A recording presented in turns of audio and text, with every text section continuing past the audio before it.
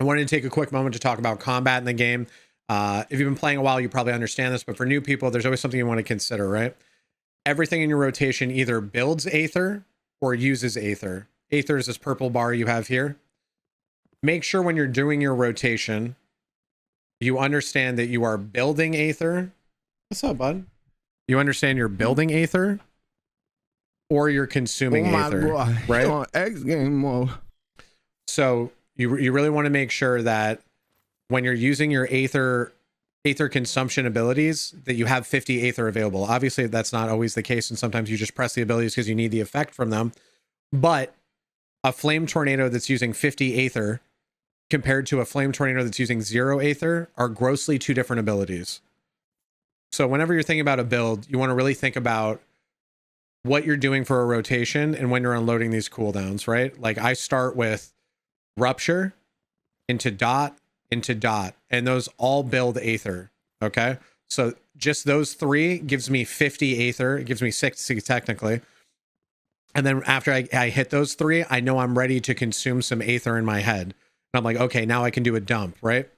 So a rotation would be like in PvP anyway: Rupture into Curse because it's your longest dot, into Leech because your second longest dot, and then I would be setting up an Aether consumption ability. So I might do a Combustion into a Flame Tornado, into a Blink In to build up more Aether, into a Root to build more Aether, and then dumping Frost Lances in them to consume more Aether, right? So after about every 2 to 3 Aether builders, you want to be using a consumption ability.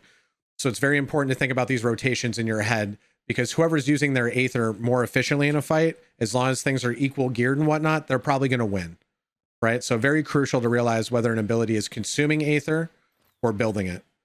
Sometimes you're going to want to pop these defensives regardless of your Aether, but they're much more effective the more Aether you use with them. That's especially why Aether generators are very underutilized, I think, in the current meta, and they're going to be used more in late game. Sinister Plot, Warfare has Berserk. We have down here Critical Strikes generating Aether.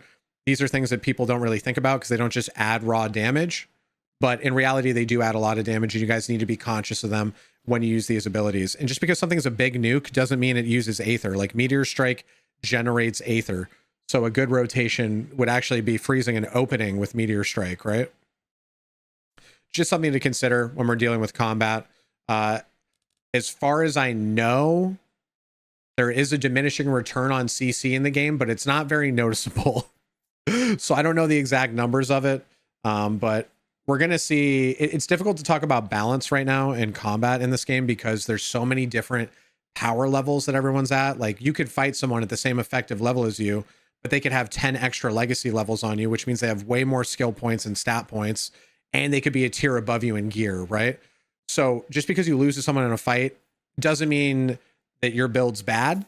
It just means we don't fully understand what you're fighting yet, and it's very difficult to get a gauge on power right now in the game. So just because you are losing in fights, again, does not mean your build is bad. It just means maybe your gear is bad. Maybe they're consuming Aether when you're not.